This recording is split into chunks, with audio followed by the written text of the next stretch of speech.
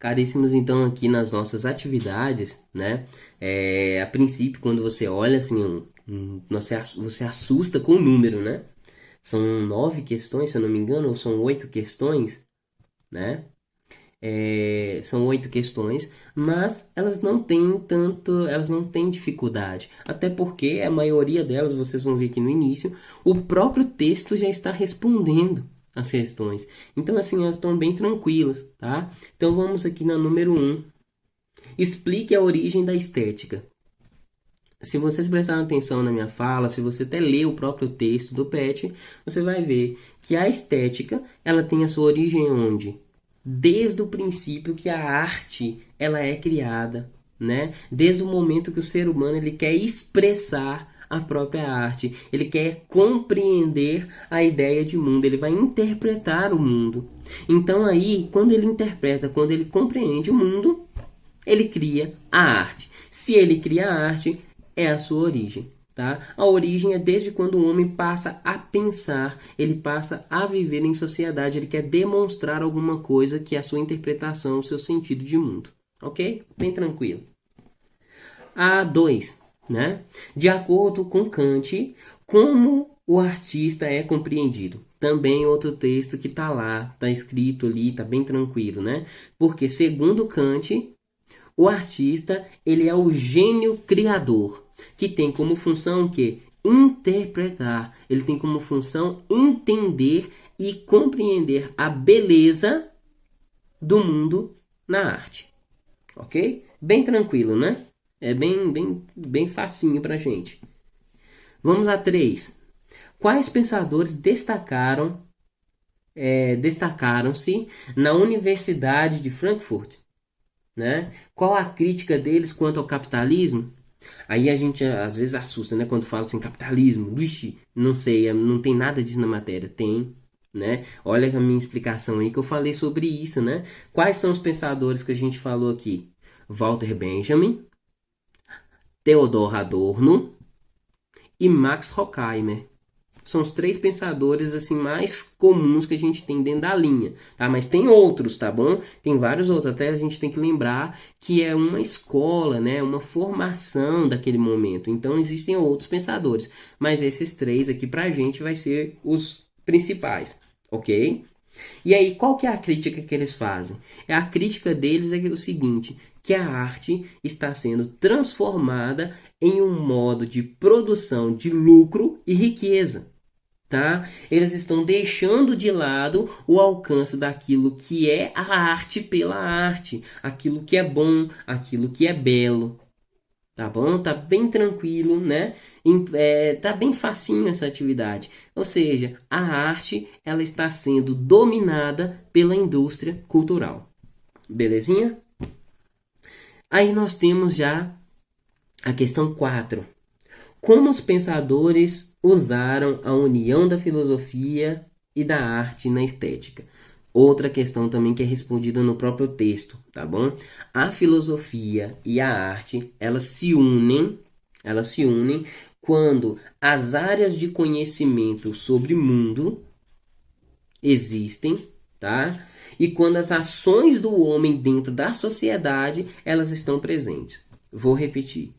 A filosofia e a arte, elas se unem dentro da área de conhecimento de mundo e dentro das ações sociais, tá? Bem tranquilo, viu? A 5, quais tipos de arte você tem feito ou visto nesse período de isolamento? Que tipo de arte?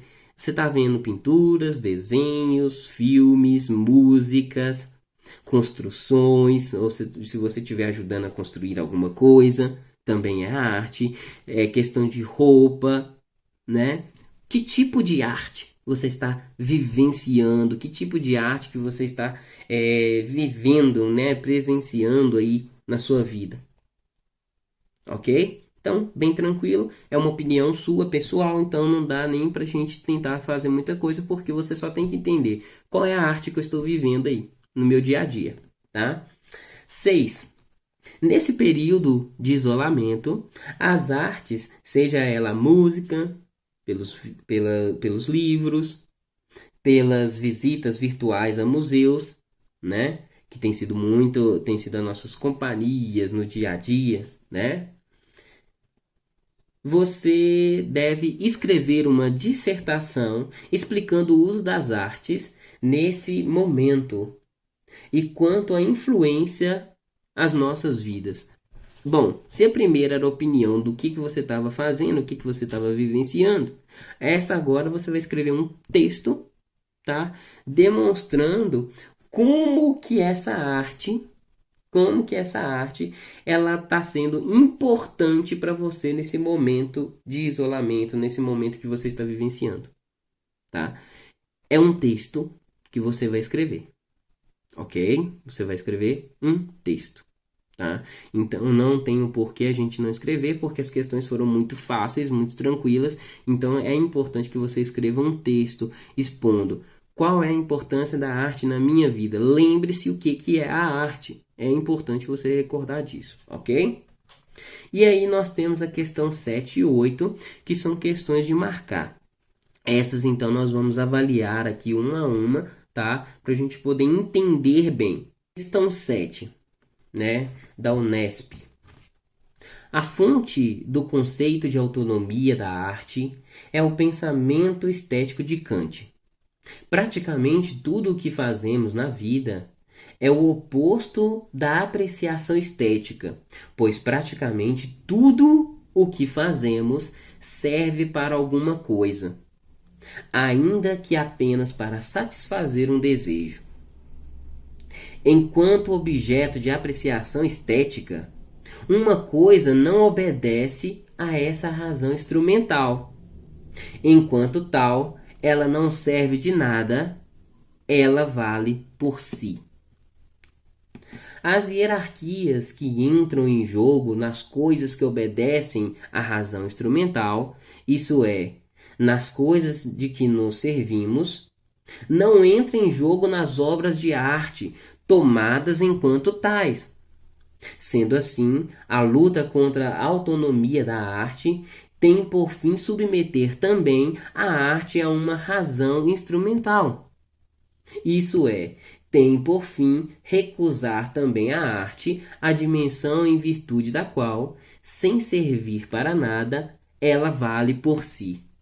Trata-se, em suma, de uma luta pelo empobrecimento do mundo. Esse aí é um texto, né, que foi feito aqui pelo Antônio Cícero, né, Autonomia da Arte.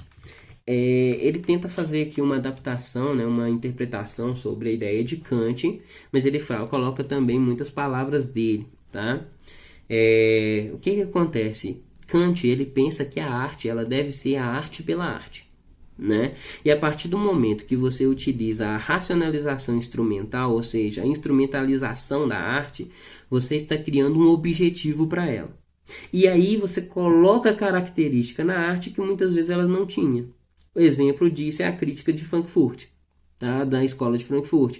É o que? Você vai criar coisas, vai inserir definições, informações naquilo que não deveria, porque a arte em si ela já tem o seu próprio valor, né? Ela não tem um objetivo para outras coisas, mas a nossa sociedade ela vai se desenvolvendo e ela vai criando isso, ok? Então aqui, de acordo com a análise do autor, lembrando que é esse fragmento aqui, né?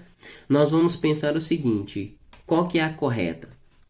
A racionalidade instrumental, sob o ponto de vista na filosofia de Kant, fornece os fundamentos para a apreciação da estética? Não, né? Não, porque o que acontece? A racionalidade instrumental, ela vai colocar na estética, ela vai colocar na arte coisas que a própria arte em si não tinha. Então ela não vai fazer você entender a estética por si só. Você vai criar um objetivo para ela. Como um exemplo, se você pega, vamos dar um exemplo aqui. Se você pega uma escultura, aí aquela escultura ela é feita para apreciação daquela imagem, né? Daquilo que ela está representando. Aí você vai utilizar aquela escultura como peso de papel. O que aconteceu? Você deu a ela um outro objetivo, você deu a ela uma nova função. Então você tirou da arte o valor da arte, que é o valor em si. tá? Então a letra A, não. Um mundo empobrecido seria aquele em que ocorre o esvaziamento do campo estético em suas qualidades intrínsecas. Essa questão aqui ela parece ser correta, mas vamos pensar. O mundo empobrecido seria aquela que ocorre o esvaziamento do campo estético. Sim, o que o texto está falando, inclusive Kant mesmo fala, é que o empobrecimento do objeto é exatamente você tirar dele a característica principal, né? Se a arte é a arte pela arte, se você tira dela ou acrescenta qualquer coisa, você está diminuindo o seu próprio valor. Parece que é a letra B, mas vamos ver aqui. A transformação da arte em espetáculo da indústria cultural é um critério adequado para a avaliação de sua condição autônoma. Na verdade, não, né? A autonomia da arte é ela ser ela mesma. Se você está colocando numa indústria cultural, você tirou a autonomia, não é mesmo? Então, a C, não. D. O critério mais adequado para a apreciação estética consiste na sua validação pelo gosto médio do público consumidor. Lembre-se daquilo que eu expliquei lá no início. A arte, ela não se preocupa com o público, tá? O artista, ele não deve se preocupar com o público, porque o artista, ele faz a arte para ser arte. Ele não faz a arte para ser um produto de venda, que é a crítica de Frankfurt, tá? Então, não. A letra E.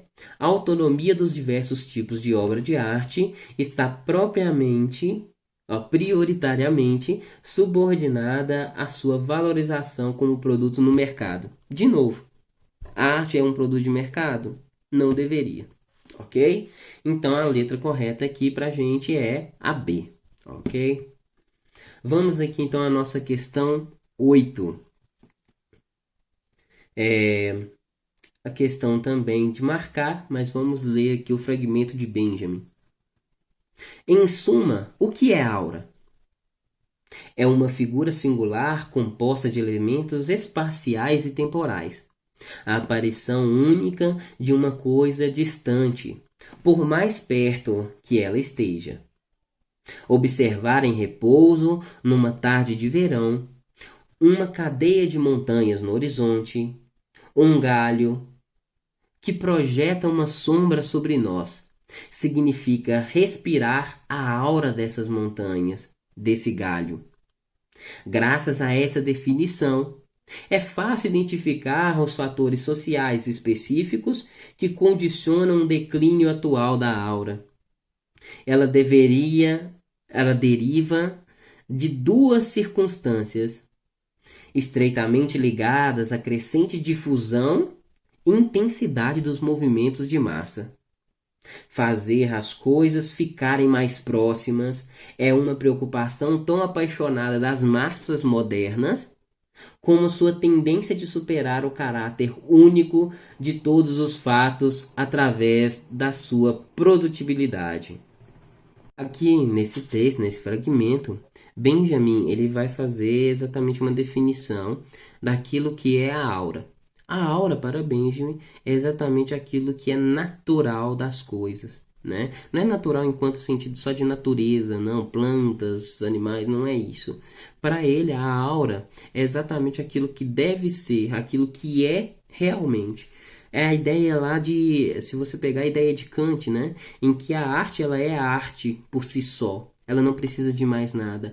Para Kant, essa aura é exatamente aquilo que é representado sem a ideia de produção industrial, de produção de mercado.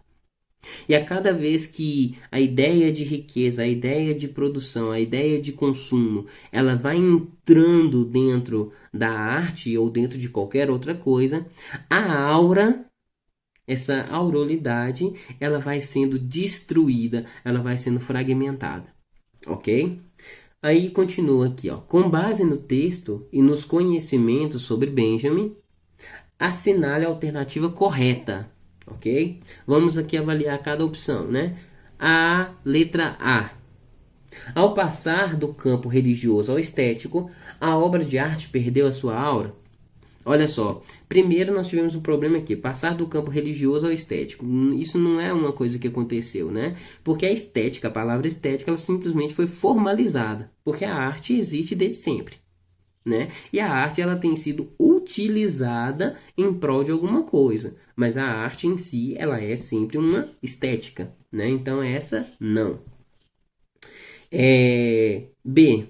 Ao se tornarem autônomas, as obras de arte perderam a sua qualidade aurática? Não, né? Na verdade, é o contrário. Se elas fossem autônomas, elas teriam essa aura muito mais forte. A C. O declínio da aura decorre do desejo de diminuir a distância e a transcendência dos objetos artísticos. Essa aqui parece ser ela, né? Vamos dar uma olhada aqui direito. O declínio da aura, ou seja, a queda da aura, ela acontece pelo desejo de diminuir a distância. A distância e a transcendência dos objetos. O que é transcendência? Transcendência é aquilo que está por trás, é aquilo que é muito mais do que a própria aparência, tá? Transcende a aparência. Então aí você pergunta, que distância que é essa que é diminuir? Que é aproximar o objeto com uma função. O ser humano faz isso. O ser humano, quando ele quer diminuir a distância entre qualquer coisa, ele quer criar utilidade.